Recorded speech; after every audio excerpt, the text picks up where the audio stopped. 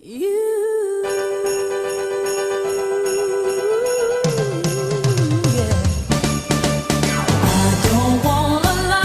All right, guys, we're jamming.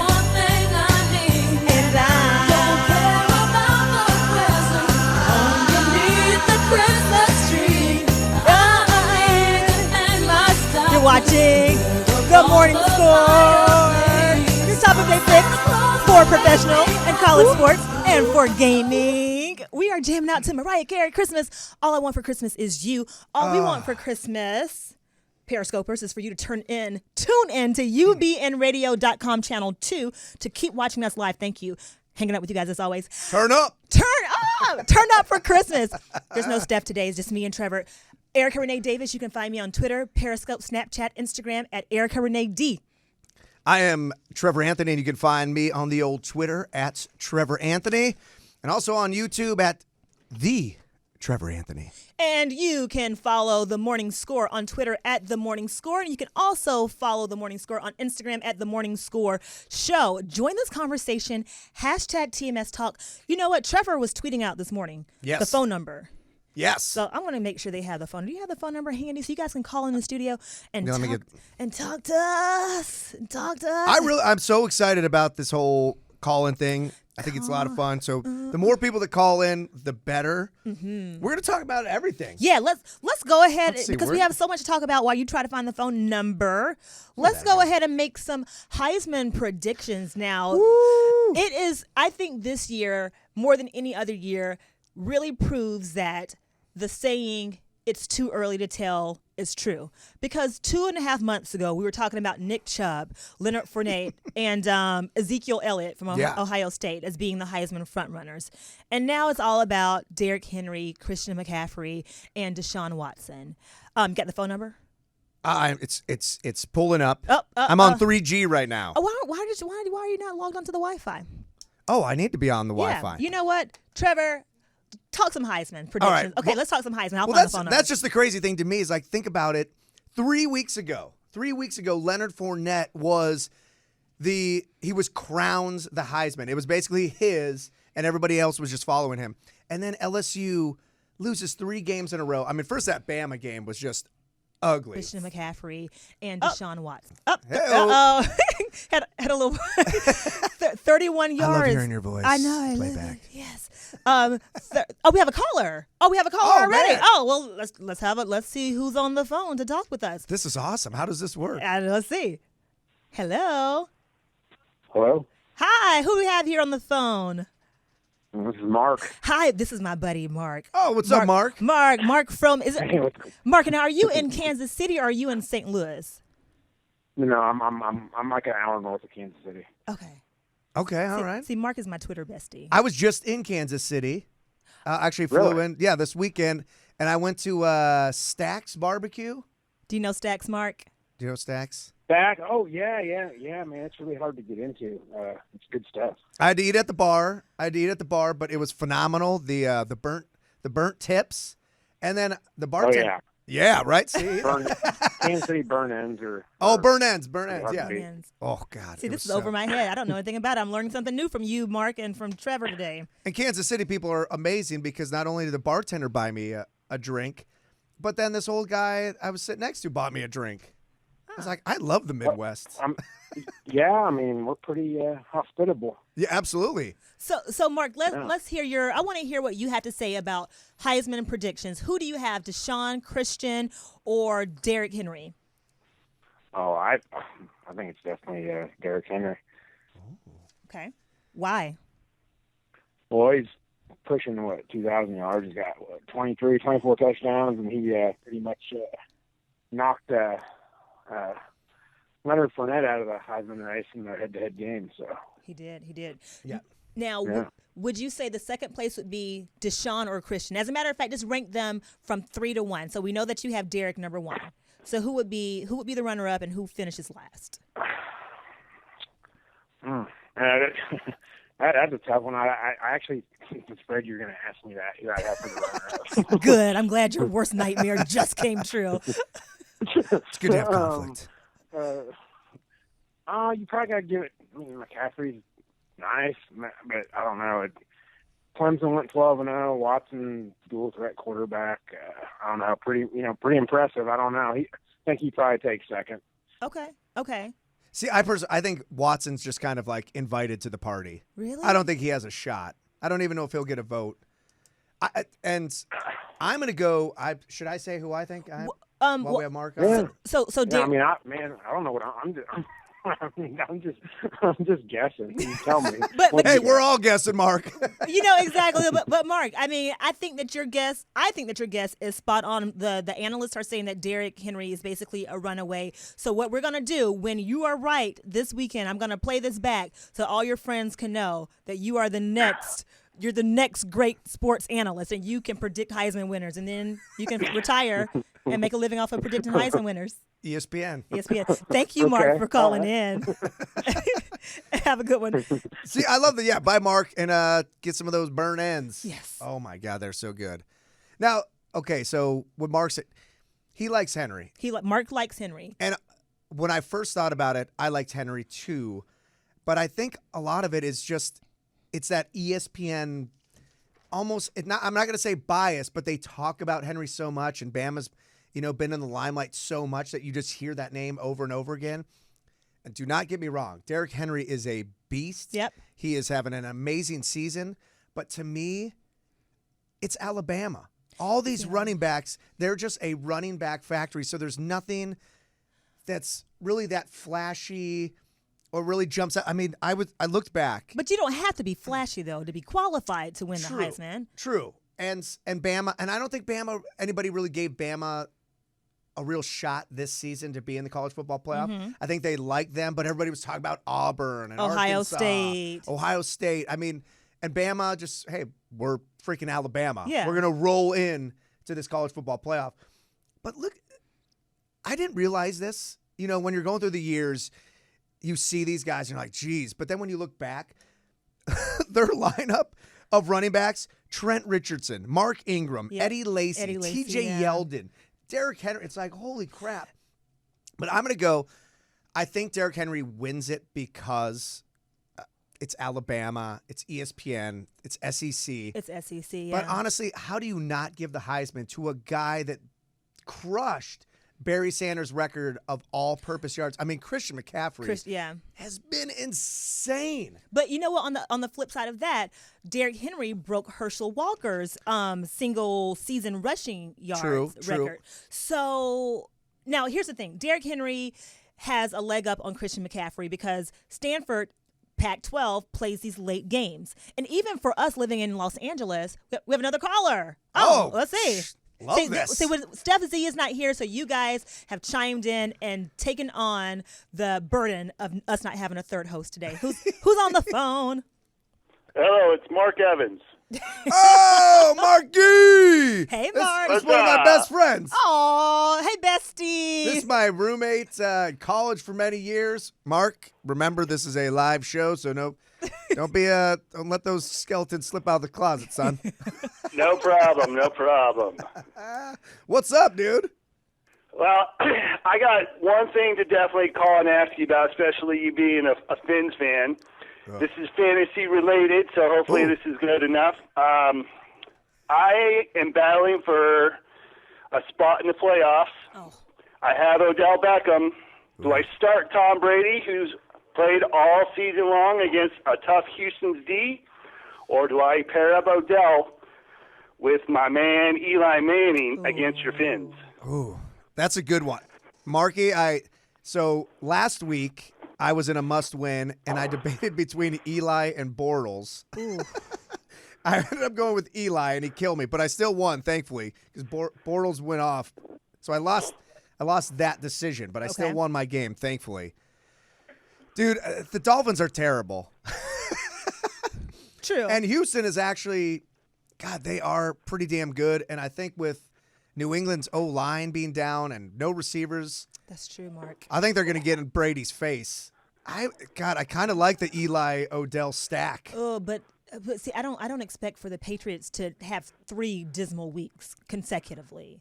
Well, Brady still had a good game last week. Did he have what was his passing? I don't remember. I mean, he was still over like 300 yards. I mean, he Okay. still had a great game, but it was just they gave up all those goofy plays like the punt penalty, return, yeah. the Stupid penalties, interception return. Man, as crazy as it is to say, because on one end I want to say start your studs, which obviously Tom Brady's a stud and it's the playoffs. Yeah. But Eli against the Dolphins is such a juicy matchup.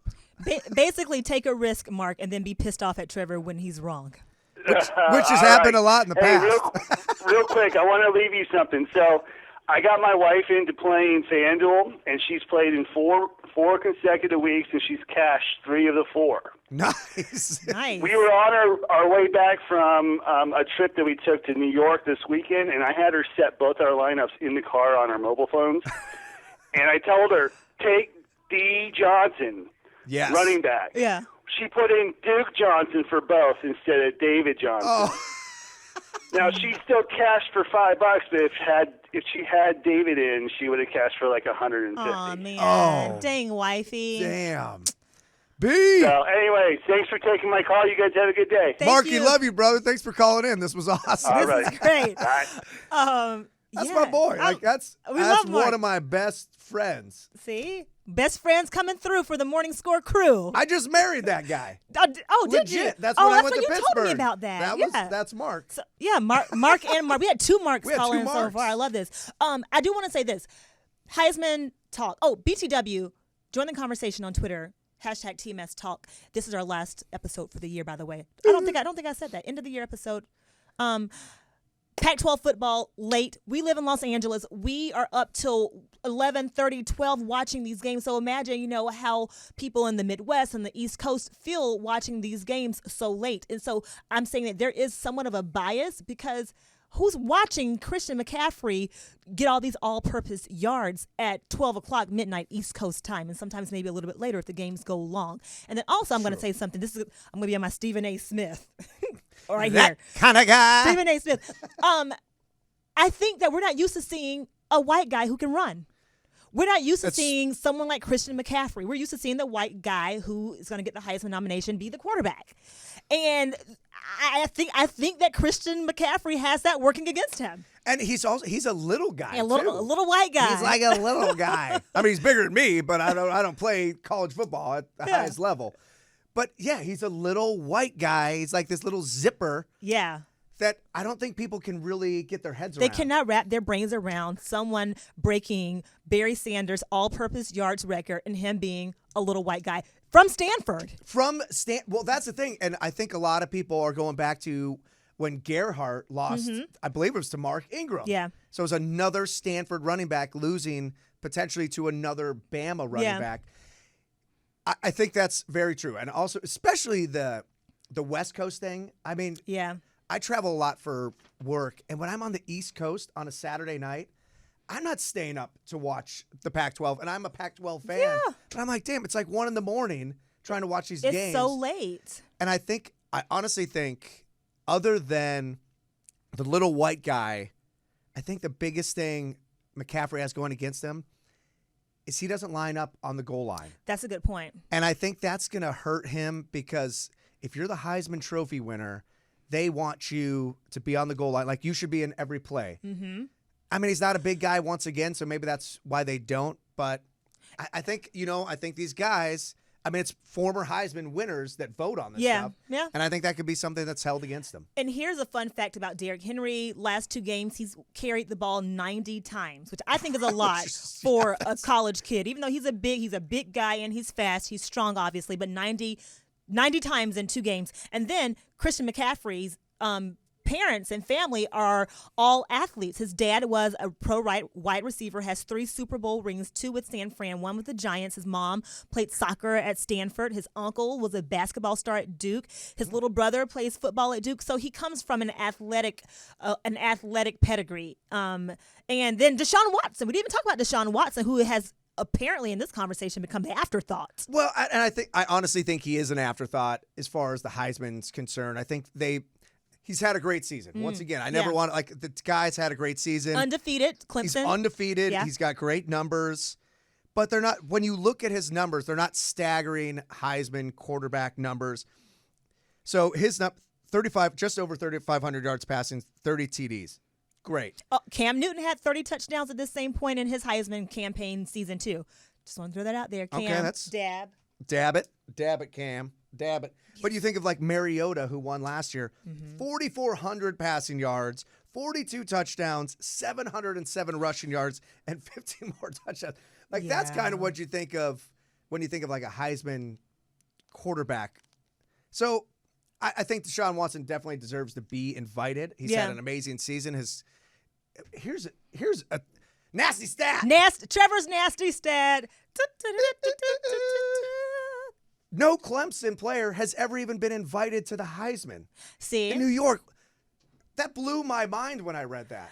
And it blows my mind, too, because is it Steve Fuller, the quarterback from Clemson from 1979, whose jersey Deshaun Watson is wearing? And he was such a great Clemson quarterback that his jersey's retired. And Deshaun's wearing his jersey. And he wasn't even invited? No, I mean, this is the first time they've been a finalist. And you think of like Sammy Watkins, you think of some of these other guys. It's Clemson, for the love of God, which is usually hold known. on. It is Clemson. Well, it is Clemson. Okay. Sorry, Chris. Chris, our engineer's an ACC guy, so.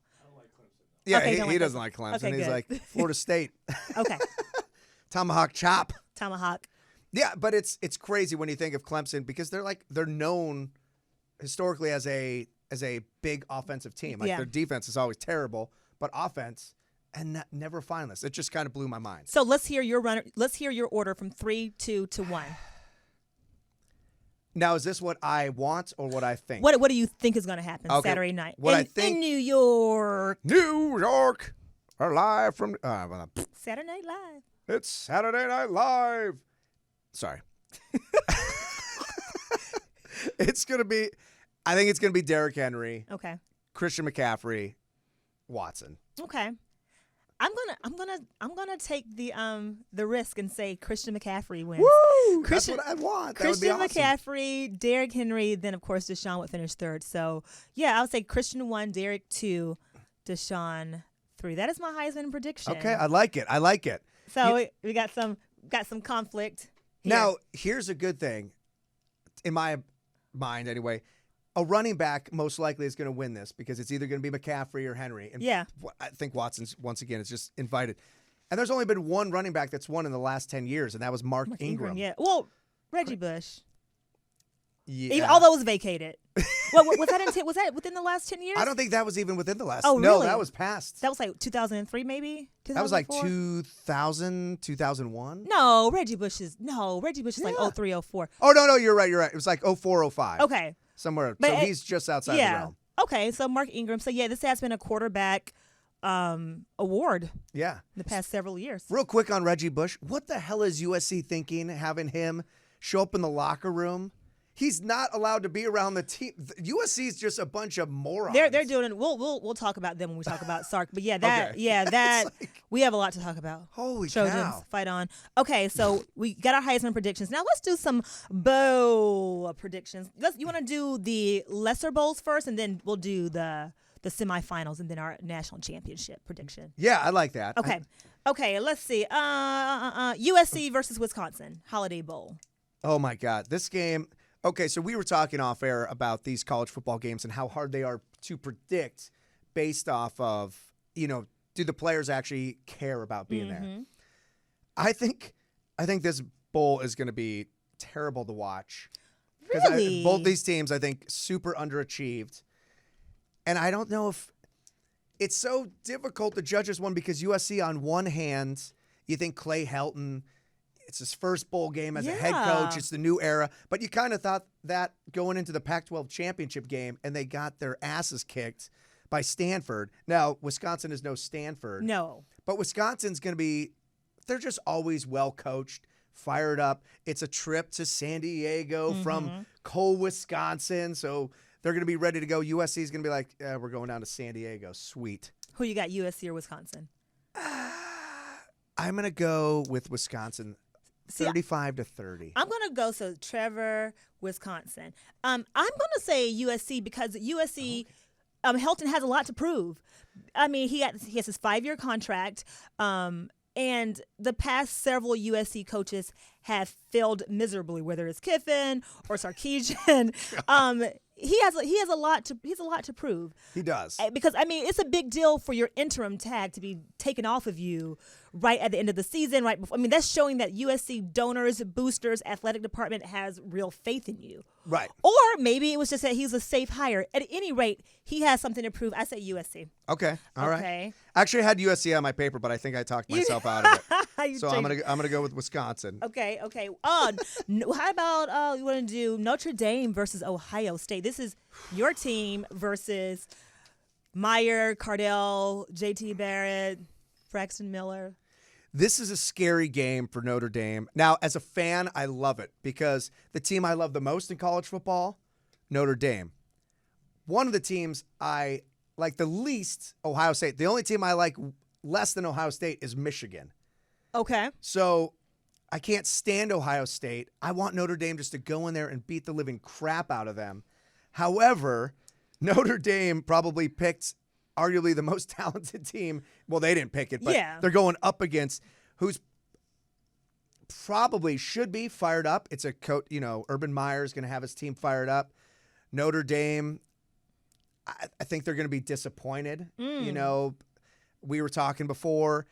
They lost 2 games by a total of 4 points to 2 of the top 10 teams in the country. The best team in the country. Yeah. Then Stanford's like 7 or 8. Or no, they ended up 6.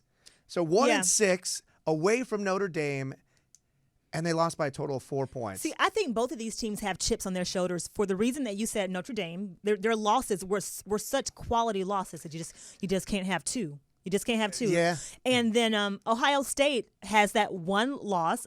Considering it was Michigan State, that's, I guess, a quality loss, but they should not have lost. And the way the play calling was so conservative, and Ezekiel Elliott speaking out after that game, his disdain for the play calling, both teams have chips on their shoulders. Ohio State, I believe, if we were in a 6-team or 8-team playoff, could win the national championship. So these are 2 national championship caliber teams. So I'm going to say, sorry, Trev, Ohio State. See, I honestly think this is I'm a homer, of course. Of course. But if you're also just looking as a fan of football, other than the college football playoffs or whatever, I think this is the best game on the docket. Fiesta Bowl, Notre Dame, Ohio State. In my confidence pool, I will pick this as a 1-pointer. Okay. And I'm going to go with the Irish, baby. Of course. Okay. I'm not Speak it upset with up. you. He has on his green. You guys see the green. It's all sweaty. Oh, okay. Yes, that's okay. We sweat for the Irish here at the Morning Score. We do sweat for the Irish. Hashtag Team S Talk. Oh, let me give the guys a number. I didn't give them All a right, number. all right. So that game. 323-843-2826. Call in. Here's an interesting game, Erica. And this was kind of crazy because when I was looking at this game, the Outback Bowl is Northwestern versus Tennessee. Oh, yeah. Both of these teams, Northwestern was more of a hidden gem, if you will. Like they beat Stanford in the first week. Yeah. And they actually had a pretty good season. They had actually a very good season for Northwestern. Tennessee, this team, when you look at it, could have been undefeated. They lost leads late in the fourth quarter to Oklahoma, Florida, and Bama. Like Oklahoma and Florida had no business beating Tennessee. Those games were I actually watched both of those games, and you're like, what the hell is going on, Tennessee? Yeah. And I believe they were both at home. I know at least Oklahoma was at home. Like they had that game in hand. And then Bama gets a late touchdown by Derrick Henry. Of course. And then they lost to Arkansas, who that was just a good game, and Tennessee didn't really show up. But at the very least, they should be 11-1. Instead, they're 8-4, which is just crazy. So this team is right there. See, you've just made a lot of excuses for Tennessee. Maybe because I'm an SEC girl, and at Georgia freshman orientation, we are taught you hate orange. So you hate Tennessee, you hate Florida, you hate Auburn. Clemson's kind of a non-factor, but we hate orange. So aside from my hate for orange, Tennessee, yes, they could have been 11-1, but they're not. They're 8 Right. and 4. Oh, yeah. So with that being said, I trust the season that Northwestern had more than I do Tennessee's almost having a good season. So I'm going to say Northwestern. I'm actually going to go with Northwestern Okay. as well because I just think they're so underrated. People Yeah, I just don't agree. really give them. They had one really bad game. Well, they had two bad games. Iowa and Michigan back to back. And those are two tough games to have. Those are yeah. I mean, Iowa, hell, they were undefeated up until Up the until, last 2 minutes of the game. Yeah, the last 51 seconds, which was amazing. Thank you, Michigan State. Thank you, Michigan State. And I'm not a Michigan State fan, but Iowa, to me, their only quality win all season was against Northwestern. Yeah. It was. Oh, I agree. That schedule was pathetic, and all these Iowa fans were like, "Oh, we're so good." It's like, oh my god. Yeah, your season, your schedule was nothing to write home about. They're lucky they lost to Michigan State because they would have been embarrassed in They the would college have football gotten playoffs. yes, gotten in the booty. Okay, one more lesser bowl game. Penn State versus Georgia, of course. I'm gonna go with my dogs. You know, we're going through a tumultuous time right now between coaches. We've of course hired Kirby Smart, Alabama's defensive coordinator, now the new head coach at Georgia. Our interim coach is Brian McClendon. What's up, B-Mac? B-Mac. Running backs coach, interim for now. I'm praying we win this game. Not because it really matters for our record, because I mean Mark Richt is gone. This is not going on any one head coach's winning percentage. But it would be great to see one of my old schoolmates, B-Mac, coach Georgia to a win in a bowl game against Penn State, which is Penn State's they're not too shabby. They're not too Go shabby. Dogs, sick 'em. And I hate to do this to you, Erica, especially your boy is coaching your. And I'm going to be cheering on Georgia. Please do. But I think Penn State's going to win this game because I think Oh man. Christian Hattenberg is going to be this is like his NFL tryout. Okay. So I think he may have the best game of his season for this during this game. So I think this is going to be a pretty sloppy game. Okay. But I think Penn State. Okay. Yeah. And just on another note, we don't have to talk about this game, but just for betting advice for anybody out there, and I don't know what the line is yet, but bet the over in the Oregon TCU game. Oh, for sure. I don't even know what it is. It It's isn't probably going to even. be like 76 and a half. Bet it. Bet it. I agree with Just you on bet that it. one. Okay, now the big ones, the big games, semifinals, college football playoff semifinal, Orange Bowl, Oklahoma, number 4 versus number 1, Clemson. Who do you got? Why? Pick it. Make the right prediction. Don't be wrong. Don't make a fool of yourself. God, I hate this. To me is like the most boring college football. I don't have any interest in any one of these damn teams. Okay. I'm obviously going to watch them because I'm a huge college football fan. And these should actually be pretty decent games, but I could care less about any of these freaking teams. Like Well, when you say any, do you mean of the 4 in the semifinals?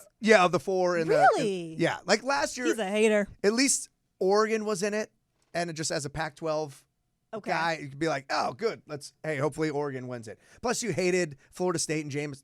Sorry, Chris. You hated Jameis Winston. Our engineer. Chris, were you at Florida State when Jameis Winston was there? Yes, I was. Do you know Jameis Winston personally? No, I don't. Did you give him the crab legs at Publix? No. Chris was in on it. He was the driver. He's a seafood getaway car driver. Hey, Jameis is making me look like an idiot because he looks pretty damn good in the He NFL, does. and I thought he was going to suck. Yeah, well, you were wrong. I was right. I don't know if I said that he was not going to suck. Whatever. But, Go- okay, yeah, so I'm going to go with Oklahoma in this game. Okay.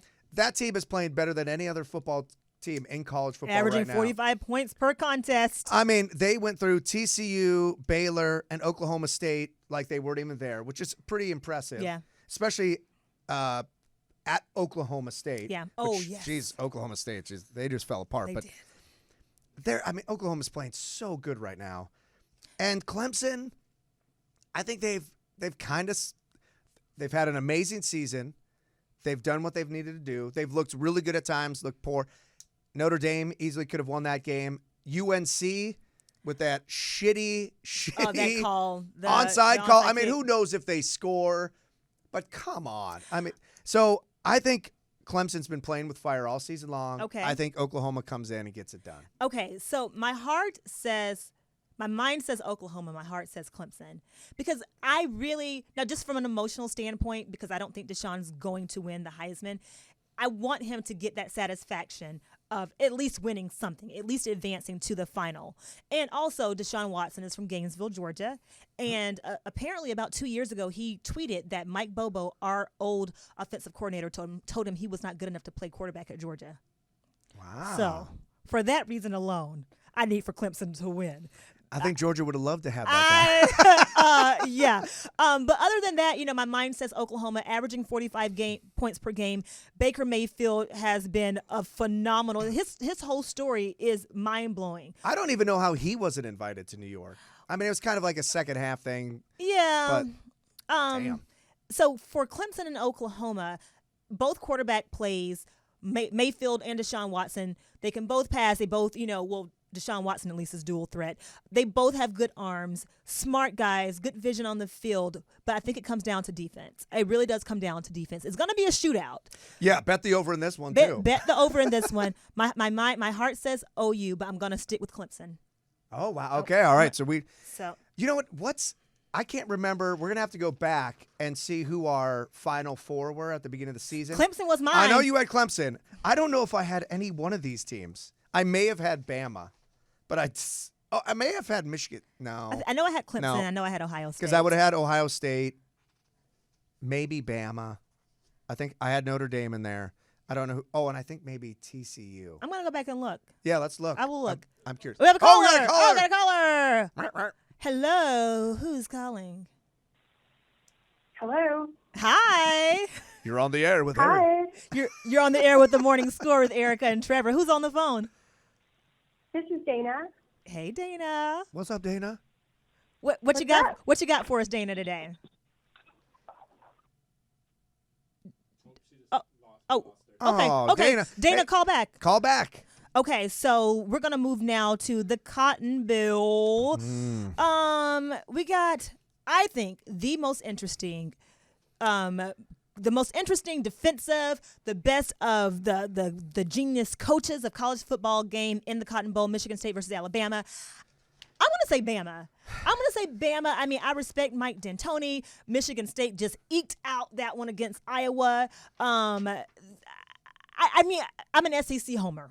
I cannot deny that. But Derrick Henry has literally been running, bulldozing over the competition game after game after game. His size, his speed, he's incredible. And I know you can't really base a whole team's success on one player, but Alabama has based their entire season's success on one player. Now, I can say their quarterback in the SEC championship surprised me. I've never seen him pass the ball for so many yards so many times. I mean, again, quarterback play in the SEC is nothing to write home about. So to see him actually pass the ball for more than six, we have another caller? Are we okay? To see him pass the ball for more than 5 yards, 2 yards, hand it off, I was very impressed. So if they can combine Derrick Henry's size and speed with even a little bit better than mediocre quarterback play, I say that Bama upset. I can't even call it an upset. Bama beats Michigan State and advances to the final. Yeah, I mean, God, that's the thing with Michigan State has a pretty darn good defense, and they're definitely going to stack the box to try to stop Derrick Henry. Nobody's been able to do it yet.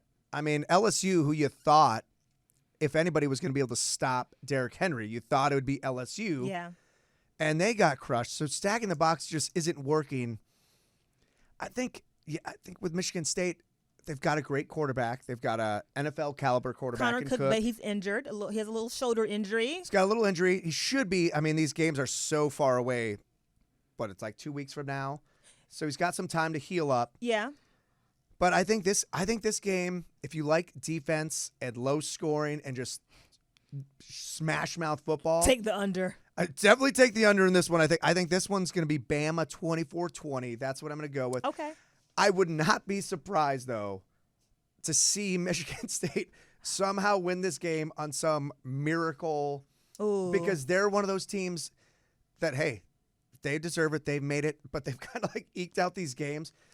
Just think how they're here. That win against Michigan is still that is the most. I don't know if there's ever going to be a more gut-wrenching loss. That hurts. In the history of That college hurts. football. I mean, that was just the dumbest. way to lose. I mean, even all these like little pass back, running arounds, those are heartbreaking. But when the punter just drops all he has to do is get the damn ball off. What a fluke. What a fluke. Such a fluke. Crazy, but. So we both say Bama. Yeah, so we've got Bama and Oklahoma. Okay, and I say Bama. Oh, you want Clemson? Oh, I say You're Clemson. Going, yeah, okay. So just really quickly, because we have to move on to our highlights. Who wins the national championship? This is so boring, but I've got Bama, Oklahoma. I think Oklahoma's going to win the national championship. Okay, and I say Bama. Okay. All right, yeah, write that down. I wrote it down. Write that down. All right. Hashtag TMS Talk. Guys, we just had a caller, Dana, call in, but I think we lost her. So I'm going to give you guys a phone number. Again, 323-843-2826. Call in. Now we're talking about the year in sports, and we have talked so long about Heisman and college football bowl predictions. So we're just going to kind of quickly run through what we think were the highlights and the lowlights from 2015 in sports. So you go, you do one, I do one, whatever. We can talk. All right, for me, the biggest highlight of 2015 was definitely the U.S. women's soccer team. Yeah. I mean, that was just so cool. And it's just, why are the men team so bad, but the women's team is so good? You know why? Because the most talented athletic men in America are not playing soccer. That's a good point. That's actually a great point. They're playing football, they're playing basketball. I mean, they're boxing, they're doing anything else except for playing soccer. Yeah, and those women were so good, and that final game, they just crushed it.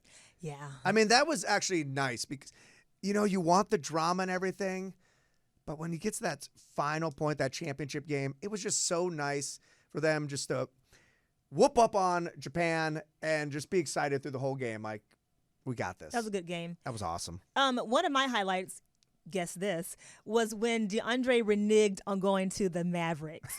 And the reason I love that so much, I was home during that time. I was like literally at my computer. And so the emoji war that started between Chandler Parsons, and then J.J. Redick, and then Chris Paul on the banana boat, and then Kobe got in on it and started like tweeting emojis of trophies, and then Michael Jordan got in on it and like tweeted an emoji of a goat, greatest of all time. It was really the most entertaining social media viral experience of this year in sports to me. And of course, I'm a Clipper fan, but even if you hate the Clippers, love the Clippers, just a fan of basketball and social media and the impact that social media has on our lives now, to see that coming, full circle over a player reneging on a handshake agreement, that to me will go down as one of the most entertaining highlights of this year. That was definitely very entertaining because that never happens. Yeah. Like, it doesn't happen. I'm going to come. Just kidding. Yeah. Psych. Psych. Okay. All right, so I'm going to go with, since you went with the Clippers, your squad, I'm going to go with my favorite squad, the Chicago Cubs. Cubbies. Not only getting to the playoffs, but beating the St. Louis Cardinals. They got swept against the Mets, and that was terrible. But nobody expected them to be as good as they were this season. They defied our expectations, not only to get in the playoffs, they beat Pittsburgh in that one-game playoff, then they beat our arch rival, the Cardinals. So God bless you, Cubs. And 2016, here we come. So basically, you guys lived up, or no, you guys exceeded expectations. So much. We have a caller. All right, caller. Okay, we got a caller. Get so excited. I know, me too. Who's on the phone? Welcome to the Morning Score with Erica and Trevor this morning. Who's on the phone? Edith. Hey. Hello, Edith. Where are you calling from? I'm calling from Georgia. Uh-oh. Do you know Edith? Hey, guys, I want you to know I just love your show.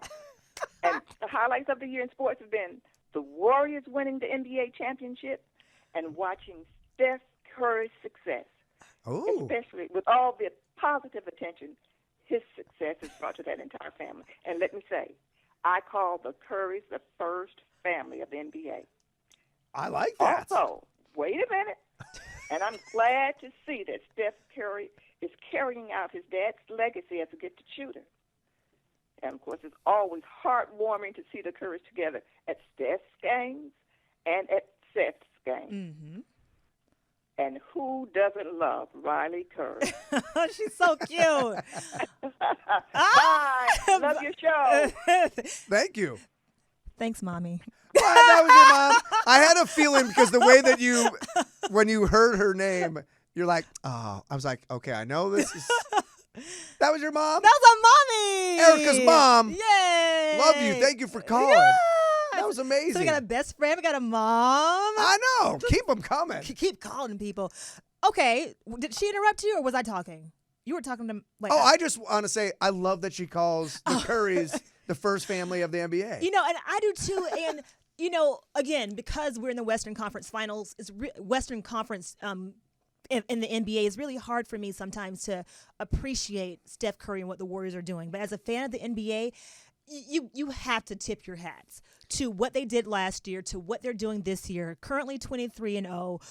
I agree. I agree with Mom that they are the first family of the NBA, the Currys, and I agree that watching them and watching that success of that organization is just beyond a highlight of the year and will continue to be a highlight of next season, next year as well. Yeah, I mean, I loved it because I did not want to see the Cavs win it at all. So I was so happy Golden State won it.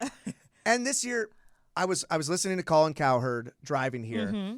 And I usually agree with him for the most part. I didn't agree with him. He's not a huge fan of what's going on in the NBA right now. Why? Because of the It's just small so, ball like, and small ball finesse, shooting threes, Yeah. and I get it. He was a fan of the record, Mm-hmm. and I will agree with him on that because what it does, we're in the thick of football. We were just talking about bowl games, Heisman, NFL, 4 weeks left before the playoffs. Mm-hmm. I mean, everything the NFL and football overshadow everything. Yeah.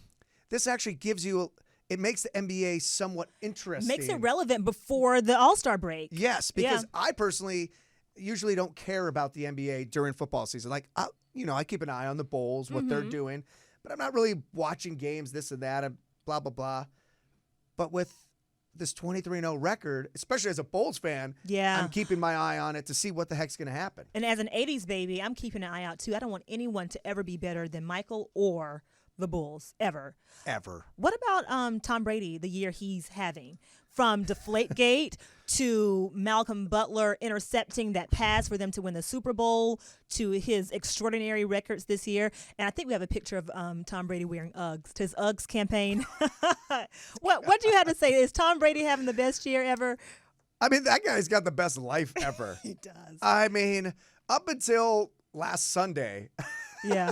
his life was just miraculous. Mm-hmm. And it still is. But the dude, he's got his hot wife. He's got all the She's money. a little too thin for me, but go ahead. Agreed. I actually, she's hot, but she's not like. She's not the bee's knees. I mean, now listen, I'm not body shaming, but she's too thin for my taste. Yeah, I agree. I like my girls with some curves, I like some curves. I want a little, little booty, little. yeah, a little something. Okay. I mean, if you want to date a skeleton, go to a cemetery. Oh. I don't know where that came from. You are a comedian. So, yeah, that guy has just been that Malcolm Butler interception. God, that's still just and I don't like the Patriots as a Dolphins fan, but damn, that was awesome. And yeah, Tom Brady still killing it. He's going to get Gronk back. I believe Edelman will be back for the playoffs. He's going to be fine. They'll probably storm it into the playoffs. Here's the big thing though. With those two losses, right now they're sitting in the third seed. Third seed in the AFC. Isn't that crazy? It's crazy because we all basically 2 weeks ago just had them, you know, home field Home throughout field the entire advantage, playoffs. yeah. So we'll see. I think their schedule's fairly simple down the stretch. Well, But when you have no weapons, They we'll play- see. I mean, yeah. Houston is no gimme. they're not. And they played the Eagles last week, so we thought that was going to be a gimme, but it was not. You go. Okay, so then let's see. One thing that's on one end, we have Tom Brady, who's so blessed. On the other end, a big story is just Peyton Manning, just whittling away. And if I'm the Broncos, I'm not putting Peyton Manning back in there. No. I mean, Brock Osweiler has been winning games, tough games. He's not Peyton Manning in his prime by any stretch, but he gives them more of a deep threat. The guy's got a gun. He's healthy. He can He's feel his healthy. fingers. He can feel his fingers. That's important when He you play can throw the quarterback. ball over 30 yards. Yeah. With a guy like Demaryius Thomas. I mean, look at how different this team is with Brock Osweiler and Peyton Manning. They can run the ball because Yeah. they're not stacking the box. I mean, it's just kind of sad because, especially you see all these commercials with Peyton Manning. Yeah. It's like Peyton Manning overkill. Overkill. And the guy just needs to be like, you know what, I'm going to do what's best for the team and stick it out. How you do that as competitive as he is, probably never going to happen.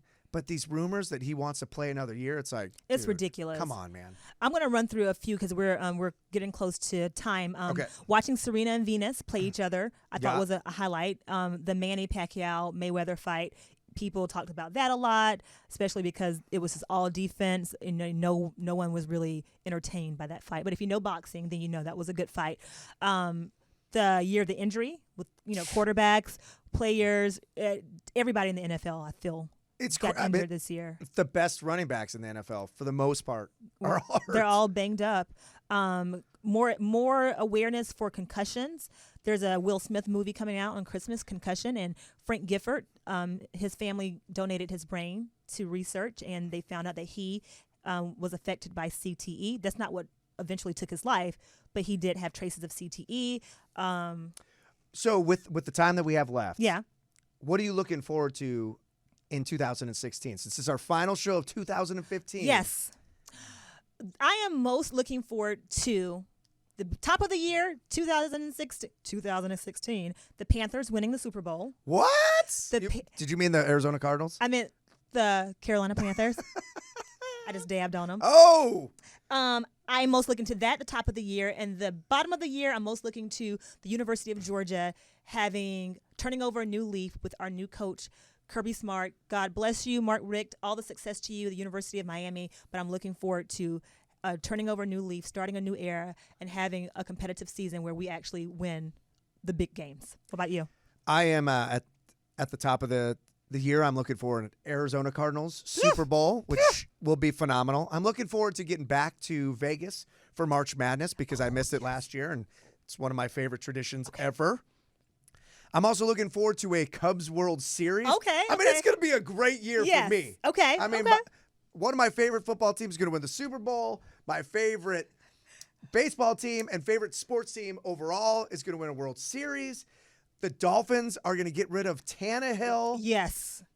God, just get rid of him. He is awful. He had 86 yards against the Ravens, who are awful. Who are also awful. Ugh. Okay. And yeah, that's those are pretty big. Those are big ones. I'm fired up for 2016. It's been a great 2015. I'm fired up for bowl season. Yes. Eggnog. Jameson on the rocks, splash of water. Ooh. That's what I like. I'll tell you this. A buddy of mine, he house sat, and when I got home, ginormous bottle of Knob Creek. Ooh. It's been so good. Thank you, Paulie. Thank you, Mark, Dana, and Mommy. Come on, Edith. For calling in. That's right. To the Morning Score, your top of day fix for professional and college sports and for gaming. This is our end of the year episode. There's no Steph today, but you got me and Trevor. I'm Erica Renee Davis. You can find me on Twitter, Periscope, Snapchat, and Instagram at Erica Renee D. And I am Trevor Anthony. And my final thing that I'm looking forward to in 2016, Notre Dame beating Ohio State. Oh. You can find me on Twitter at Trevor Anthony. Thank you, Chris. Oh, thank you, Chris, our engineer. And follow The Morning Score on Twitter at The Morning Score. Follow The Morning Score on Instagram at The Morning Score Show. Until next year, happy holidays, Merry Christmas, Happy Chanukah, Happy Kwanzaa. Festivus for the rest of us.